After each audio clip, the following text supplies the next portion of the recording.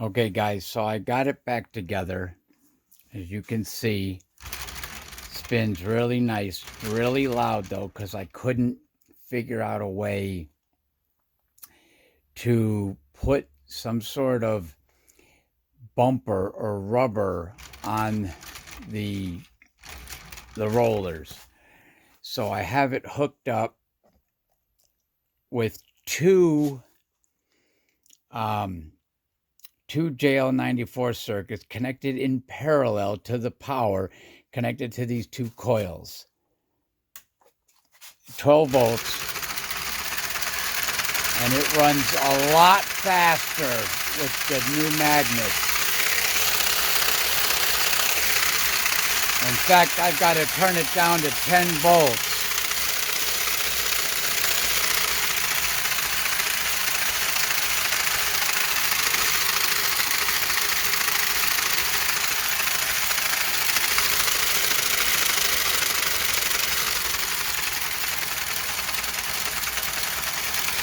I've got it running on 7 volts now because it's just way too fast on 12.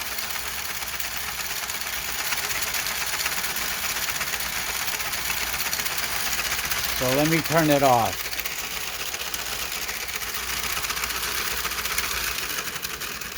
I've got to fix this JL94 circuit too. For some reason, it's not producing out of the, yeah, it's as if nothing is hooked up to the output, and the neons are lighting up like crazy, which will really burn the circuit out. But yeah, with the new magnets in here and the new coil, this thing flies at 12 volts. So I got to see how much is being produced up here on this, oops, on this third coil here. If you remember from earlier version or from earlier trials, when I tried to hook up 3 JL94 circuits to this thing, it didn't work. So I'm not even going to mess with that. I think it was because I didn't have them hooked up correctly in series, not in series, but in the proper direction, meaning the way the coils are wound. So now these are all on here using that, using the same direction. So the coils are spun in the same direction. You know, all, I guess you'd call it the, what would be the right-handed turn or the left-handed turn. I don't know. I forget what it's called. But anyway, I'm going to see what this is producing when it's at full speed, but it's so freaking noisy because, again, it's plastic against plastic. If I could only get, and I could, what I could do is I could oversize these holes. So these 3 bolts here, these 3 bolts go through this part of the frame, the central part, and on the other side, and hold it together. These smaller screws are just boundary screws, and they hold it together. But if I make this oversized where I can get some play, or I reprint the rollers, reprint them to a smaller size, like maybe 2 millimeters smaller in diameter, actually a millimeter, because then it would be squared by the area in reverse, blah, blah, blah, all that happy nonsense. But yeah, if I did it a millimeter smaller or 2 millimeters smaller, that would give me room to play, to actually put um, some buffer material or some material so that it's not plastic against plastic. Well, you saw at 12 volts, this thing ran considerably faster than it used to. So the increase in the magnet strength from, I think it was like 42 up to 52 or 35, I think they were, but now those are N52s in there. It did make a major difference. And I also think making sure that the coils were lined up in the correct way. But yeah, let me turn it on again. Let me see if I can get this stupid camera to get a full picture of it. That's about as best I can do.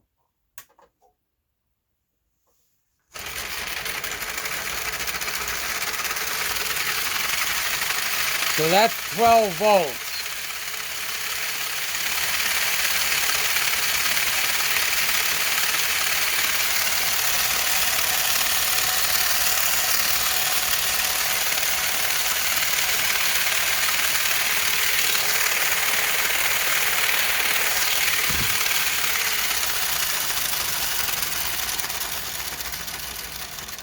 I've got to do something to fix this second JL94 circuit, or I'll burn it out. The whole purpose of this bulb on the output is to take any of the back EMF off of the two transistors. I don't know what's wrong with it though.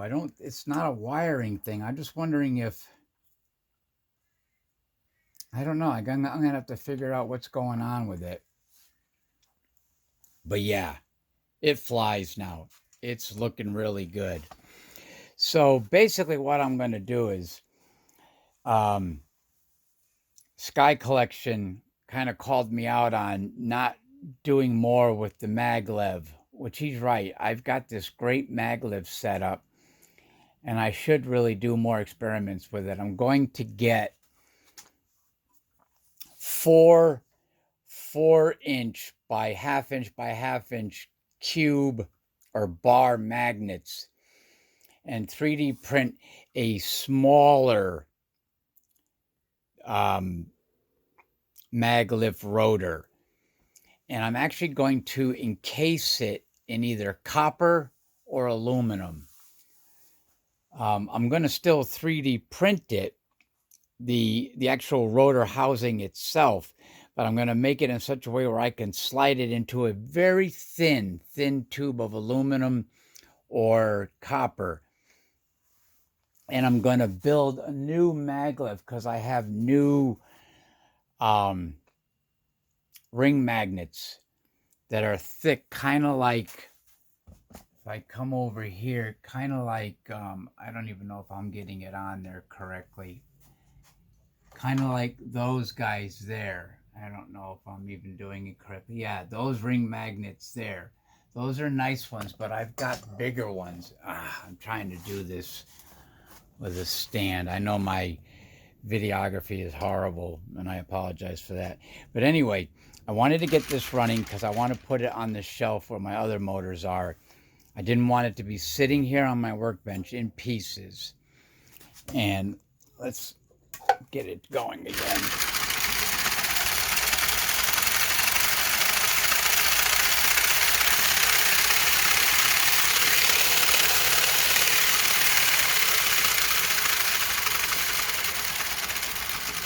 Let me get a meter out.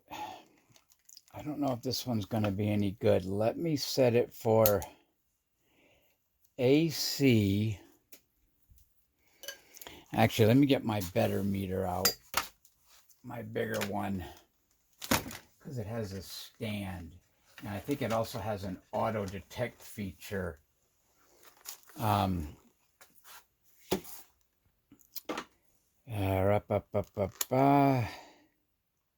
DC, AC. Let me get the stand out.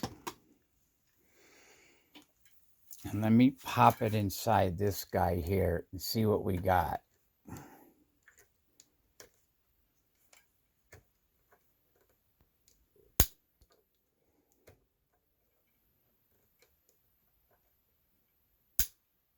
Oh, I can't get it in there.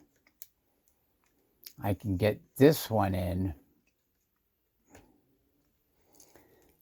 And I can't get this guy to go in because of the angle. So let me take that out. Let me pause you and bring you right back. All right, so I got it hooked up now.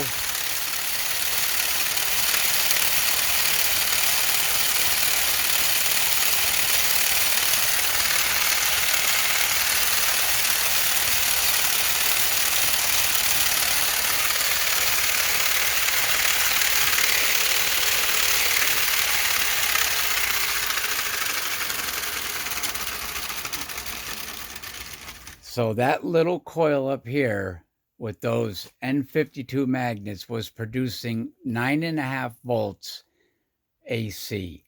That's pretty good. So 12 volts coming in to these two coils right here, are actually coming into the circuits, and 9.5 volts AC coming out of that little coil. So if I were to wind a better coil for that, it would produce more. But 9.5 volts plus whatever back EMF I'm getting off of this, that ought to be pretty good. I'm going to need to hook up a bridge rectifier to this guy and a light, or if I could find myself an AC light. I have one around here. But yeah, that's pretty damn good. So anyway, the sole reason why I wanted to show you is that I got it back together. It's working really well, working much better than it used to. And that one coil is producing out almost 10 volts, which is really nice. I think I'm going to have to do some more experimenting with this. Because I was able to get this whole thing to run on 7 volts. Now, this little top coil here is producing 9.5 volts, but I don't know what the amperage is. It's probably pretty low because this is really thin wire. So I don't think it can successfully run this rig. It might be able to run a separate little motor. But anyway, I just wanted to show you guys that it's working great. I'm glad I got it back together. I was debating on whether I should but too much work went into this over almost the period of a year, half a year of back and forth with my brother from another mother down under there. Drawing a blank. Sorry, bud. Spaceman Ost. Yes, Spaceman Ost, who has a YouTube channel. Yeah, I don't know what's going on, dude. You haven't been out there much, but I hope you're happy to see that your motor is working really well, and this one little coil is producing a significant amount of at least voltage coming out. I'm going to have to see what I can do with all that. Anyway, stay tuned. All right, just to give you guys a sneak peek, this is my old Maglev, and it works really, really well.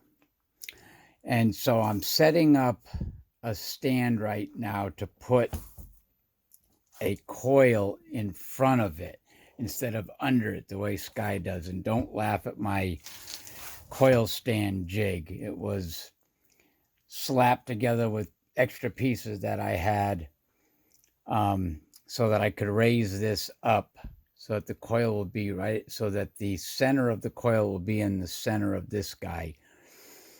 And I'm using my new cordless glue gun to tack this in place. And I'm putting some 3D printed pads or feet on the bottom of this so I can set it on top of this guy so it doesn't hit the wire. Because the wire sticks down just a little bit. Actually, I'm probably going to have to use 2 feet on each. Anyway, stay tuned. Wow, what a difference. So I set it up the same way Sky does. And it actually... Stay tuned. I was being summoned. Sorry about that. So I set it up exactly the way Sky did. And it actually auto-started. As soon as I turned the power on, it took off. But it's so quiet. And I did it the way he did it with the coil. And actually, I don't have it centered properly. That's okay. I can fix that. Have the coil on the side and the hall sensor right in the center there. So that's how I'm going to set up the new one. And I'm also going to have a pickup coil on that side. Anyway, that's it. Stay tuned. Yeah, so I forgot that I could just move this because this is not attached. But I have pretty close spacing in there. I don't know if you guys can see. It's pretty close. So I should get some good pickup action, even from this coil, some good back EMF off of the secondary output circuit on the hall sensor. But yeah, this guy's seen better days, so I'm going to make a new one. And it's going to, instead of having, I think this has 6 magnets, it's only going to have 4. I'm going to go for precision and balance with this new one. All right, ciao.